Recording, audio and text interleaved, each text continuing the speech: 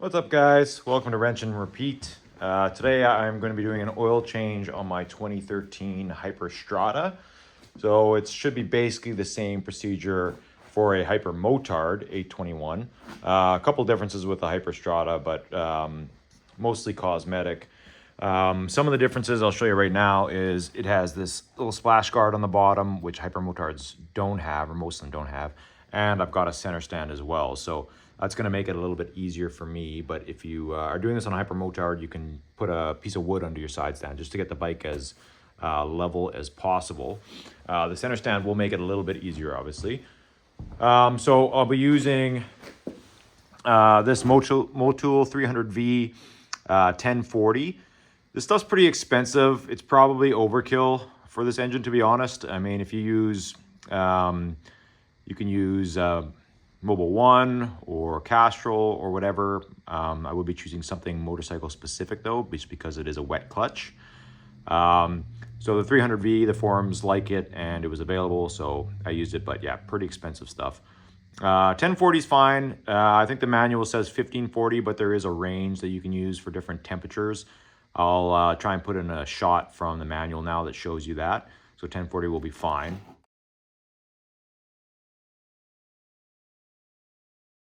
And then I'm using the K&N oil filter, KN-153. You can just get that on Amazon or from your local parts store.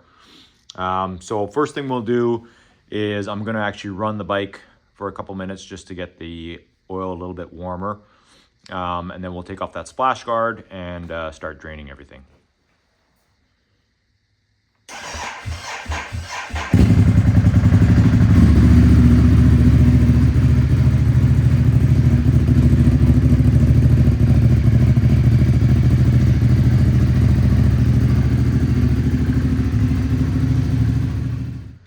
Okay, so I ran the bike for a couple minutes just to warm up the oil. I'm gonna take off the splash guard now. Mine is a Hex 4. There's a bolt on this side and another bolt on the other side. And then there's a Hex 5 right up here underneath the exhaust manifold there. So 3 bolts and that'll come off.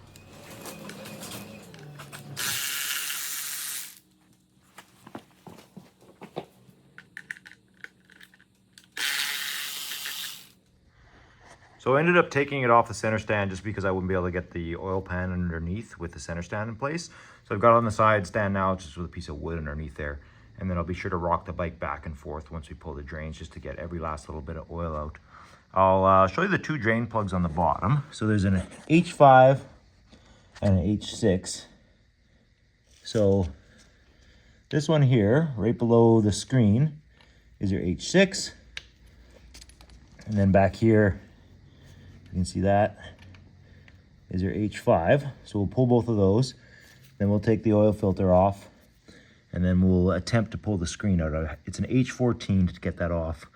But I'm not sure if my H14 is narrow enough to make it in. So we'll give it a shot, but we'll see.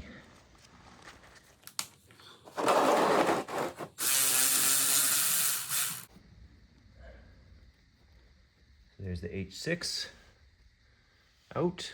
Put that over here. Starting to drain. Okay, and then I just pulled out the H5. It is magnetic, so you might see some shavings on there. This is pretty clean, so well, that's a good sign, I guess. We'll see what the filter looks like.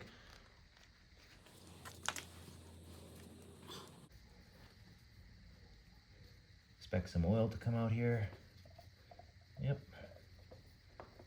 Oh yeah, that's the good stuff. Put it in there for now. We'll let it drain for a good 15-20 minutes. Make sure we get everything out of there.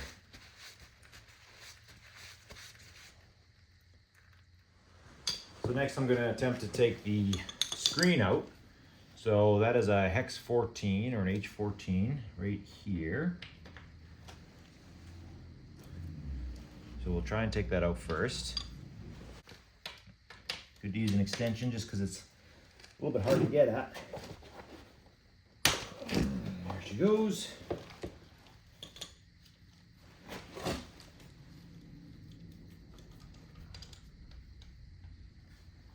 there's the cap.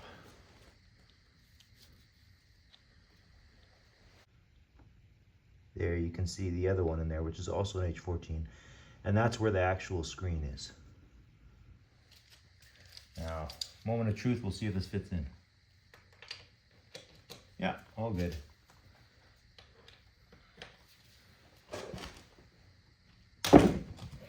Break it loose.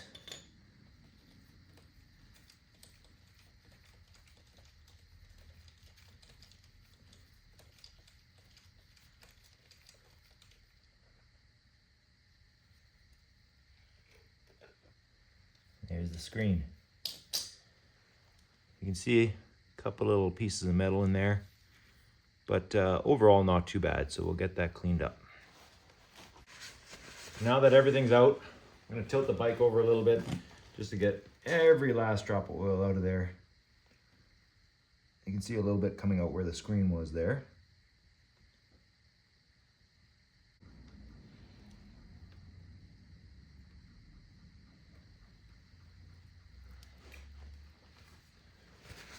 And we'll let it drain for a few more minutes until everything's out, and we'll put all the plugs back in. Okay, now we've let it drain for a while. We'll put the plugs back in. I'm gonna start with the H5, 25 Newton meters, which I think is 18.5 foot-pounds.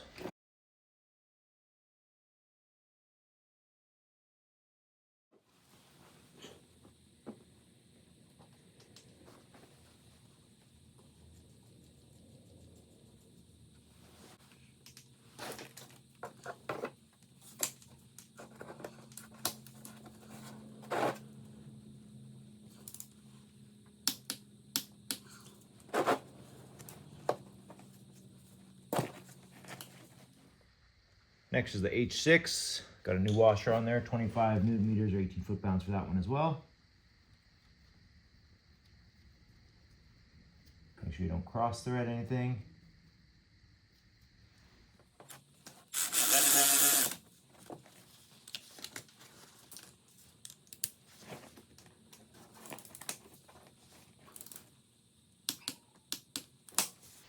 There we go.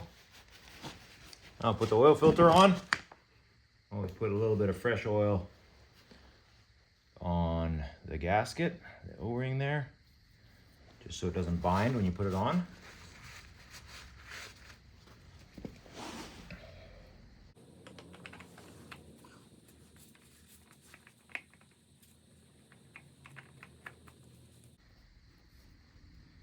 can do hand tight on this. I think it's in the manual says 8 foot-pounds. Hand tight is just fine as well.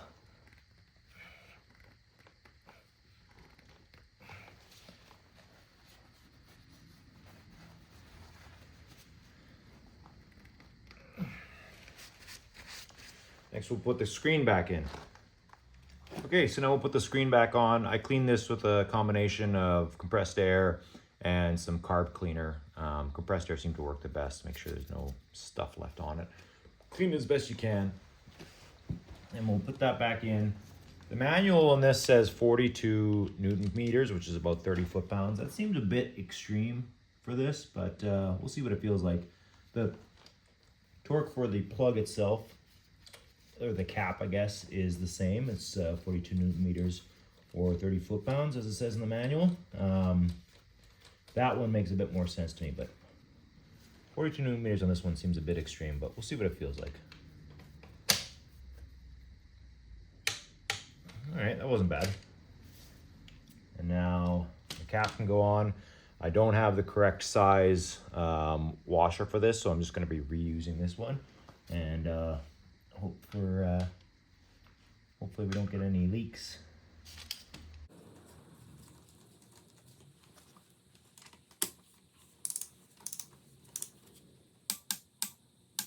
There we go. Okay, so now all the holes are plugged up. We can start putting in the new oil. This bike should take 3.3 liters of oil. I've got 4 liters, so I should have plenty here. I'm gonna put it on the center stand now so that it's a little bit more even as we add the oil. Make sure you clean everything up underneath here so that you can see if there's any leaks later.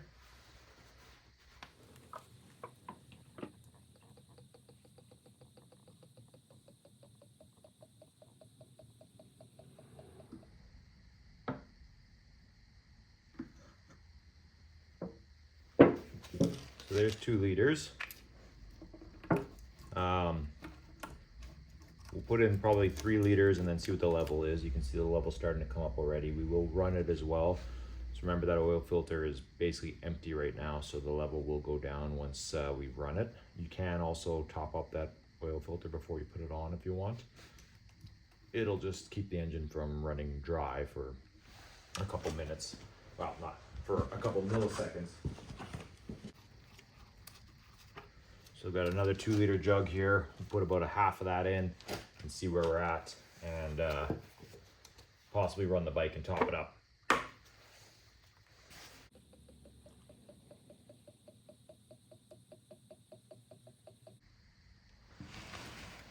Yeah, so I'm a little bit over max there, so we'll run it now and we'll see where it's at.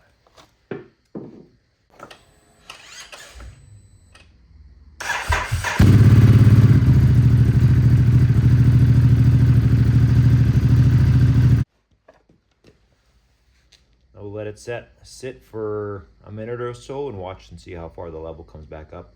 We'll probably have to put another quarter of a liter in, give or take. So we let it rest for a few minutes. The level, you can see, came up a tiny bit. It's still on the low bar there. So we'll put a tiny bit more in, maybe a quarter of a liter.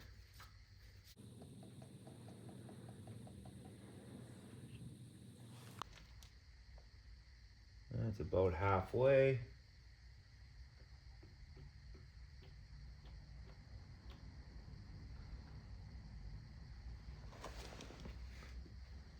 On the high side, a tiny bit more.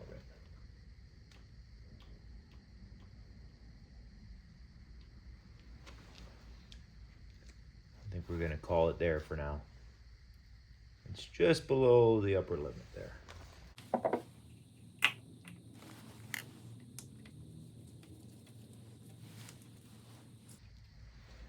And I don't have a gauge on this container, like I said, but let's say we put in a little over half.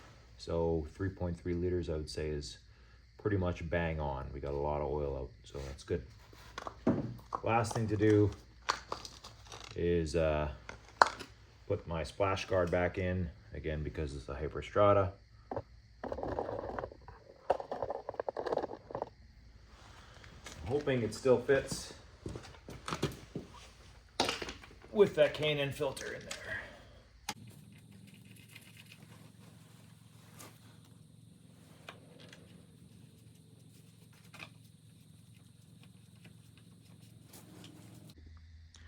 Okay, so I got the splash guard back on. Obviously check for leaks, make sure everything's tight and there's no oil coming out anywhere.